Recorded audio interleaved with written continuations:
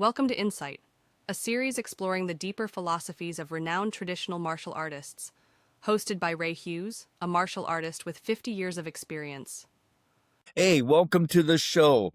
I am changing the format slightly with this podcast. I am going to introduce today's guest separately before I actually start the conversation. I want to do that because that way I can add negative things in there without them knowing about it until it's too late. With that, today's guest is Doug Jepperson. It's part one of two parts. He, full disclosure, is a great friend of mine. I've known him for 50 years. The early days, to be honest, we were really arch enemies. It was brutal. We were from the same organization. We were from different states, different schools, and it was brutal. It's funny, over the years, we've become really great friends. We're pretty close philosophically on most things, martial arts. So with that, I want to introduce him. He was a competitor back in the day. He was a referee. He served on the board of directors for USNKF, and it was the technical committee at one time. He founded the Wado Conference, which was about, I'm thinking, 15 years ago, around that area. He also worked with me on the Wado newsletter. We ran that for 7 years, and that was 10 to 15 years back. It was a monthly Wado publication. He was co-author of Comprehensive Conditioning for Karate with Tim McClellan, another good friend of mine. Excellent read. I highly suggest that book. And like myself, he is a retired dojo owner. So with that, I want to move forward and start our conversation with Doug Jepperson. Hey, welcome everybody to the show. Thank you for tuning in. Today's guest is Doug Jepperson. Doug, how you doing this morning? Great. Thank you for inviting me. Quite flattered to be on your podcast. It's hard to believe it's been 50 years since we started, and here we are talking on a podcast. We've come a long way. Tell me, how, when, and where, and why did you start doing martial arts? Well, I don't know how many hours you have, but first martial arts I ever saw, Crenshaw moved into our neighborhood. He was a community teacher at the local Mormon ward house, and he was quite a dynamic person. He invited us his house to learn karate, and this was 1966, so none of us had heard about it. We didn't know anything about it. His teacher was Ed Parker. Ed Parker at that time had joined the Mormon Church and was attending BYU. Mills was one of his very first black belts. I didn't realize it at the time, but it was unusual to have Ed Parker come. Ed came to Mills' house. We all worked in his backyard. Of course, we were 15-year-old kids that were pretty stupid. And then later on, Mills opened a school right across the street from Sears in Salt Lake, about 8 South. I did that for about a year, and then it just didn't fascinate me. I had not much of an interest. I mean, I wouldn't say the people were bad. Maybe it was me just more interested in other things. And then time went by. And let me ask you a question. Yeah. Sorry to jump in on there. Now, what was that martial arts school? Was that kind of like what we do today, or did it look different? No, nothing at all like it. It was the American Kempo style under Ed Parker. Yes. And they have a pretty big group. And I'm not really qualified to give you much of a history in it. My understanding is Ed learned some martial arts in Hawaii, and then he combined and came up with his own version of it. The one thing I never understood was their slapping themselves before they slap the other person. I was told that was like a rebound effect. To me, as a 15-year-old kid, it just seemed like you were smacking yourself as much as them. And I'll probably get in trouble for saying that, but it just did not seem like a tough guy's place. And so I forgot about martial arts, but I wrestled in high school and college, so I was always interested in that. And I was working at a tire shop, and a friend of mine, Gus Lewis, was taking karate from a Japanese guy, and I put that in quotes. And he would come in and tell me about the classes. And for about 2 years, he kept after me, why don't you come up and do the karate? And I says, no, I've done that. I've seen it. And then in 1972, they had a tournament at the local high school. And back in those days, right, you probably remember the karate tournaments were huge. You're talking literally thousands of people in the stands. And you probably remember this too. It was such a diverse group of people in the tournament. They had Kung Fu people wearing their Kung Fu outfits. They had American karate people. They had a big group in Salt Lake was the Lima Lama. It was a Polynesian martial arts group, which I've heard very little about since. But then, of course, Japanese karate, and they were all mixed together. It was called an open because all styles were invited. And at that time in 1972, although years later, Ray did win that tournament, and he can attest to the fact that it was not very well controlled. In fact, now this is me. I'm a neophyte. I don't know what I'm doing. I'm just watching it. It appeared to be that in order to score a point, you had to cause the other person to fall down, drop to their knees, or in some way show that they were mortally wounded. And I watched the tournament go on. They created, and I don't know where they got it from, but a grand champion. The grand champion won the entire black belt division, and then the next year would not compete in the black belt division, but would fight the winner of that. And that person was Joe Sharon, who went on to become my senpai and knew him quite well. Well, Joe was doing a demonstration with my teacher, Sensei Osaka, and they decided to do this watermelon cutting act with the samurai sword. So Sensei Osaka came out, put on a blindfold, was wielding his sword with great speed and aplomb, and Joe was sitting on these chairs. Now, I've been told many reasons why this happened. The chairs were smaller. Joe moved something, but when he cut the middle watermelon, Sensei Osaka cut so deeply that it went deep into Joe's hip, and in fact, got stuck a little bit in his hip bone to where he had to yank it out. So needless to say, Joe did not compete in that day's tournament. And our mutual friend, Rick Hobish, ended up winning the whole tournament, fighting the representative from Lima Lama. And I just remember thinking that that guy was probably double the size of Rick, had no idea how Rick was going to win. And Rick fooled him by running in and punching him in the forehead, which seemed like a great idea. After that tournament, I was hooked. I said, this is for me. And so I started karate right then. Well, I was also going to college. I was trying to get on the wrestling team. I was married. I had 3 kids. So I was more of a dilettante in my approach to karate training. So I started training in 1972, trained vigorously for about a year or 2. So I got to know everybody in the dojo back then. Then I quit when I got into graduate school because I was worried about my grades. And I think 2-3 years went by, and I happened to bump into Sensei Osaka, who was on campus. He was teaching at the University of Utah. Right. And I told him, I'm sorry, I'm not coming to class, Sensei. I'm just so worried about my grades. In fact, I'm struggling now, and graduate school is altogether different for me. And Sensei said, well, you might think about training to get your mind off it. And at one point, I was doing so badly, I thought I might as well train. I'm going to flunk out anyway. And I started training, and it really did. I got busier.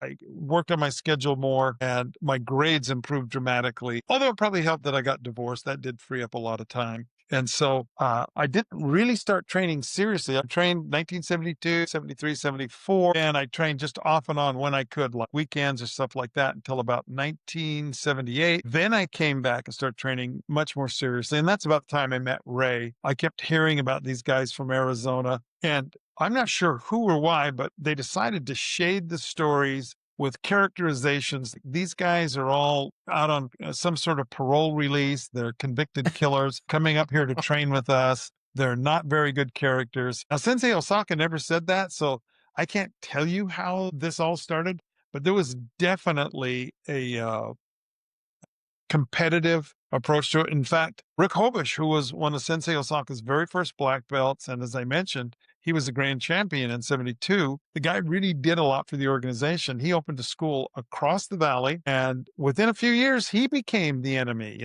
when he would bring his students up. And there's a lot of names. Sensei Marlin, who opened up Wado Karate, and I shouldn't say opened up Wado Karate in Arizona, but he made it big. There was another group, I think, broke off from Shintani down there, and I didn't know them well, but because Marlon was from Sensei Rick's dojo, immediately we had a connection. And Marlon had started a martial arts store in Salt Lake with Sensei Osaka. And in those days, you couldn't find Japanese martial arts. In fact, I remember, and I don't know if Ray did the same thing, but when we were in the colored belt phase, you couldn't find different colored belts. So when you got a belt promotion, you'd go home and bleach your belt and put it in a pan of dye. And I thought, well, that's how it gets to be a brown belt. All these colors just kind of muddled together because I never got it very clean after the first one. So I bought a white belt and then never bought another belt until it was brown. And by then it just looked so awful. I had to buy a brown belt. I forgot about that. Brown belt for me, that's it. I wanted to talk about the mentality of training in those days versus today. Because it seemed to me back then in the 70s, there was no philosophy taught. There was no excessive contact in tournaments. Can you go into that mindset? Was it just our dojos from Utah and Arizona? Do you think that was across the board of Japanese martial arts schools across the country? Of course, it's hard because my viewpoint's a little myopic, having seen your school, my school, Rick's school, Right. and for a long time, that's always some. But when we went to other tournaments, it wasn't like the other people were unfamiliar with rough play. And for example, Sensei Yaguchi in Denver, we would go over there, and his students were every bit as rough as ours. We didn't seem to have the advantage. Now, I do remember going to Sensei Koyama's tournament, and I don't know how serious it was, but he kicked us all out one year and said we were never to return because of our bad manners. And some of that can be attributed to young, naive people. But in answer to your question, you'd actually posed before, and I thought about it.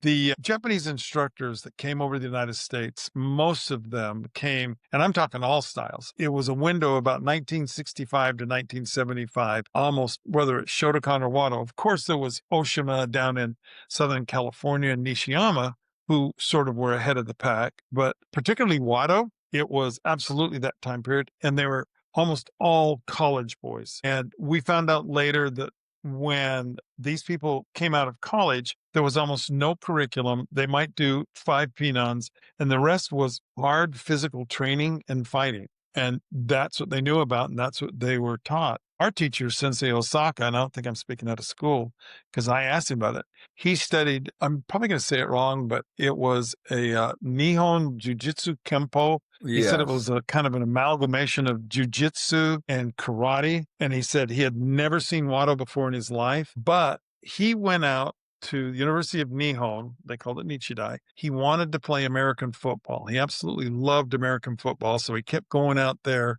and trying out for the football team. And he was too small. They didn't want much. Somehow he crossed paths with Fumihiro Tanabe, who got him over to the karate group. And I might be mixing this up. It might have been through the Yokohama YMCA, which was a feeder program. But nevertheless, Sensei Osaka started at the University of Nihon. And that was the first time he'd seen Wado. But that's where he met Masafumi Shumetsu, who was his senpai, who ended up starting the Wado Academy in Europe. So Suzuki, who was just a worldwide phenomenon. Sensei Edakawa, who was just one of the best technical Wado people there is. And a lot more that I'm going to forget their names. Oh, Mr. Mono. But Osaka came to the United States with very little education, in particularly compared to today, about the curriculum. He certainly knew how to fight, and he knew in fact, Ray and I took our black belt test together, and I can tell you, I remember doing the 5 P-nons, maybe Kushanku, and then fighting for about an hour and a half. That was it. That was our black belt test. The question I wanted to ask you on this, Doug, was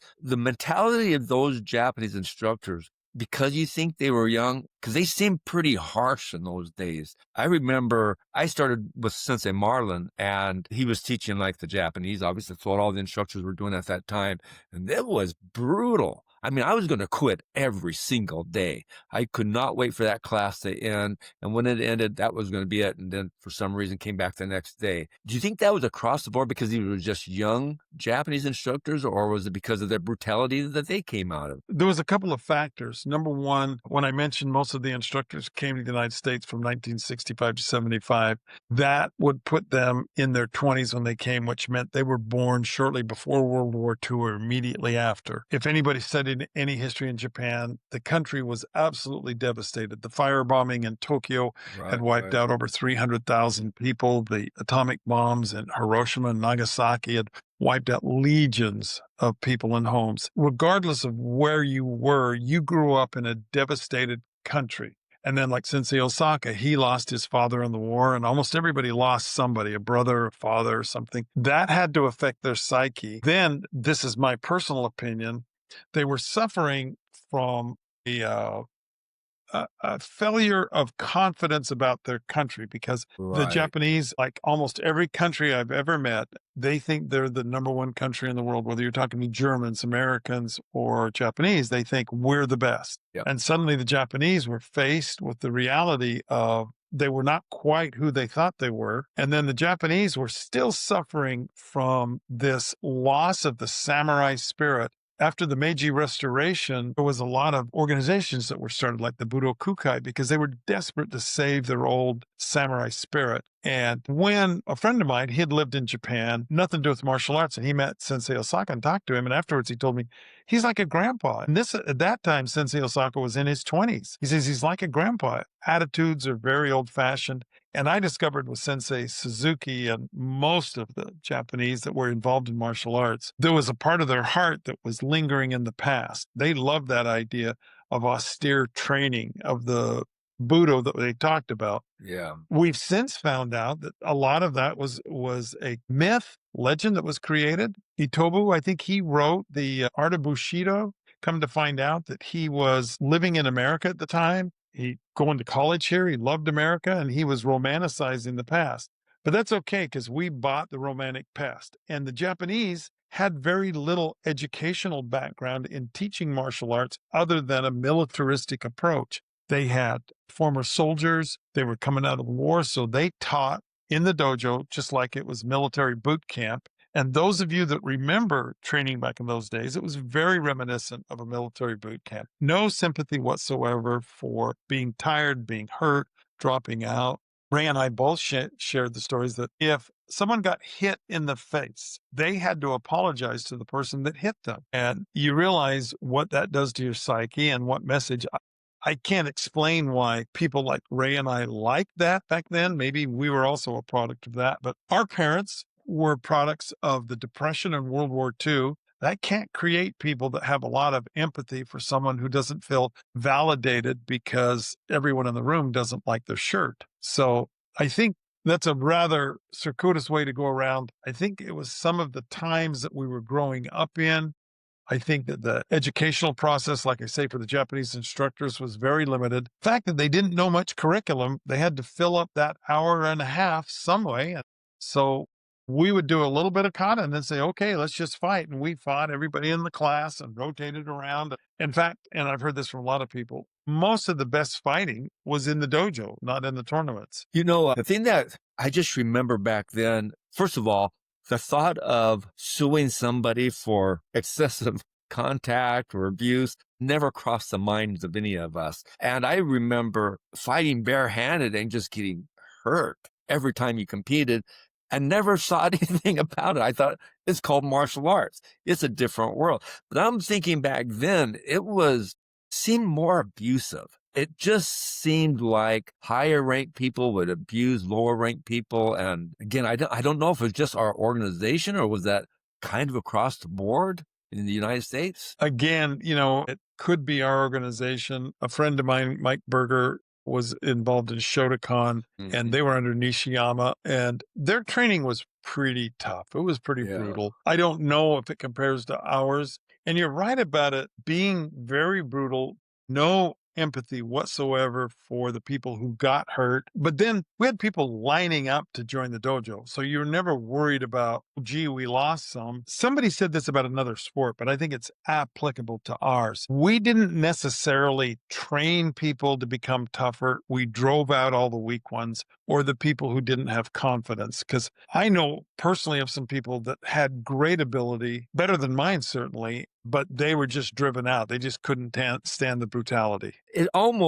I remember somebody saying that the whole goal at that time was if you could stay and survive, you made the school because the purpose was to get people to quit. Can you imagine that concept of if you don't quit, then you're part of the group, but everything was designed to get you to quit. And the thing also that struck me, I didn't think about until later on. There was no philosophy taught. And the philosophy I started to develop was simply from the books I was reading. And I was thinking, wow, this martial arts, they don't even talk about that. Did you perceive it that way? Or is that just... Yes, in fact, the only book, well, as you know, too, there were not many books available because I do remember looking around and there were not many books. My senpai, Joe, gave me a copy of Musashi's Five Rings. There's not a lot of empathy in there. He's just talking about killing people. And Ray, you might remember the motto that you had and we all had, but we would echo in the dojo is die going forward. Yeah. And those words have an effect on us as we train. We think that that's our value system. And I wondered too, were other schools different? I do remember Bernie Garcia and his wife, they were Yeah. with Keishin Khan and then later on with Yamazaki, and they had a love-hate relationship with us. They thought we were pretty crude and rough, and I do think that we were crude and rough. I do believe that. In fact, I'll tell you a story, Ray. One time when I was a brown belt, I was looking at the front line, and everybody except Rick Hovish, and there were about 5 or 6 up there, had either been in prison or were on their way to prison. And so, I'm almost embarrassed to tell these stories because I don't really account for why we were there, but it was, for me, it was the right thing at the right time. Hey, thank you for listening to the show. Part 2 with Doug Jepperson will be out in the next week or so. Please share this podcast with your friends. Send in comments, good or bad. It's all good. Until then, looking forward to seeing you soon.